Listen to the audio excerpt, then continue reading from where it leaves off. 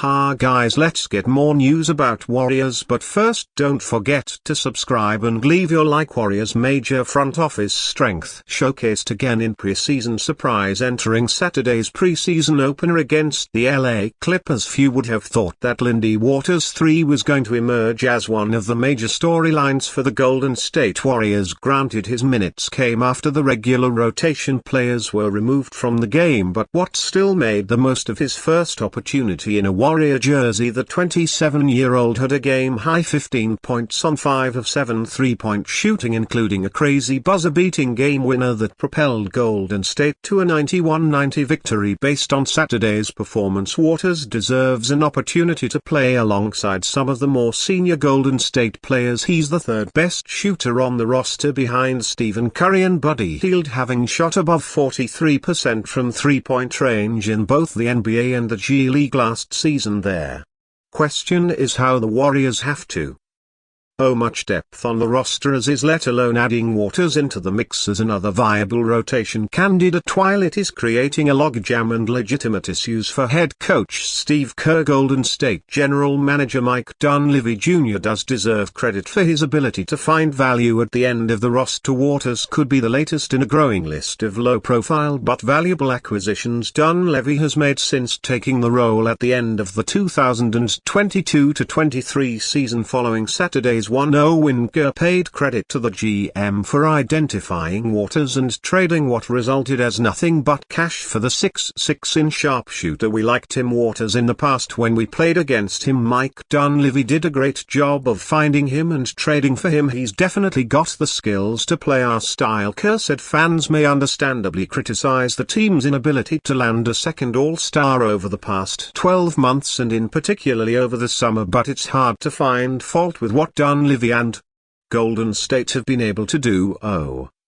In the margins, Dunleavy's first moves were in the 2023 NBA draft, where he took Brandon Podmski 19th overall and Tracy Jackson Davis 57th overall, both of who became significant rotation players by the end of their rookie season. After trading for Waters in June, Dunleavy also executed what appear like team-friendly deals for Anthony Melton, Kyle Anderson and Buddy Hield. The new GM is building a reputation as one capable of evaluating talent that fit effectively into Kerr's system. If anything, that should only increase the Warriors' push for a blockbuster trade, with Dunleavy looking capable of filling out the roster successfully if some of the depth is decimated in exchange for a genuine all-star. Grading a trade idea that lands the Warriors a veteran shooting big man. The Golden State Warriors need a shooting big man on their roster. That's been known throughout the entirety of the summer and was once again a prominent issue in their preseason opener against the LA Clippers on Saturday,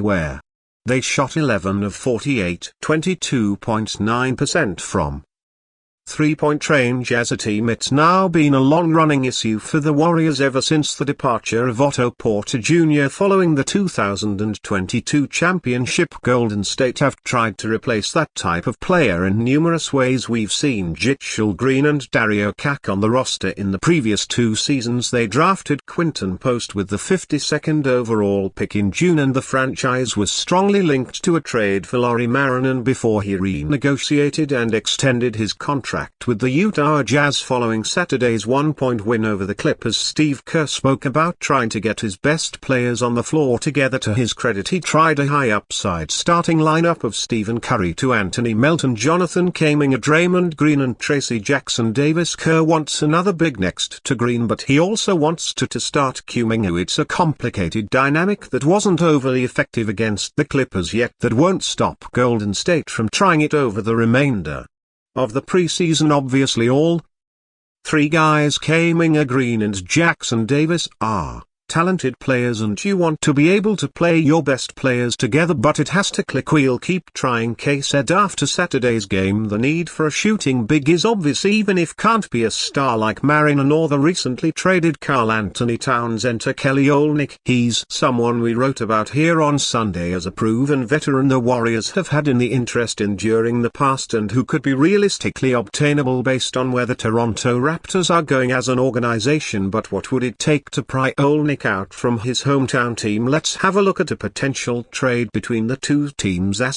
Trade wouldn't be eligible until December 15th when Temple can be moved, but otherwise the Raptors could include another minimum contract to get the salary matching more compatible. Would the Raptors make this trade? In one of the most bizarre but hilarious statements made across the league on Media Day, Raptor center Jacob Pohl let it be known that the franchise wasn't going to let winning get in the way of development. Toronto have an interesting roster led by a young star in Scotty Barnes, but after trading Pascal Siakam and Ogden prior to the mid-season deadline in February, it's clear they have hit rebuild mode. To be fair, the Raptors do still possess enough talent and experience to push for a play-in tournament spot this season, yet that may not be in their best interests long-term. As well as looking at offers for Bruce Brown, Toronto should also be looking at other deals. According to Forbes' Morten Stig Jensen, the Raptors could even afford to go one step further and listen to offer for centers Jacob Pohl and Kelly Olynyk. Stig Jensen wrote back in May, if the Raptors do make Olynyk available, there would be no shortage of offers from contending teams around the league. A first-round pick would have to be included, albeit with some protections as outlined in the above proposal. Getting two expiring contracts in Payton and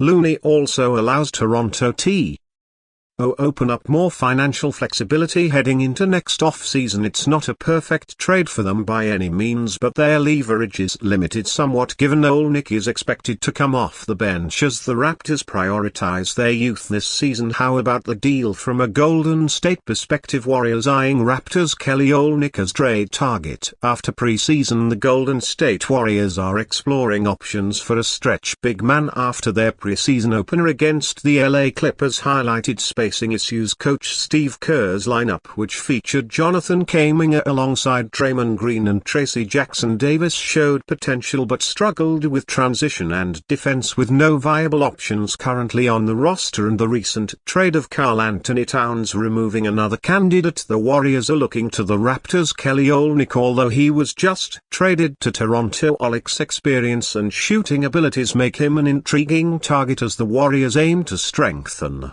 their front court. Keeping an eye on him early in the season could help solve their lineup challenges. By the numbers, Kelly Olynyk has averaged 10.3 points, 5.2 rebounds and 2.4 assists over his 11-year career. Olynyk shoots 48.5% from the field and 36.9% from 3 on 3.2 attempts per game. State of play: Warriors struggled with spacing in preseason opener lineup featuring Kuminga, Green and Jackson-Davis indicated issues. Quinten Post, the team's rookie center, had a lackluster performance, underscoring the need for a consistent scoring big. What's next? The Warriors will continue to evaluate their roster as the preseason progresses, potentially targeting Olynyk if they cannot resolve their front court spacing issues. Tracking the Raptors' direction could lead to strategic negotiations as the season unfolds. And you fan, what do you think of the situation of Kelly Olynyk? Leave your opinion in the comments.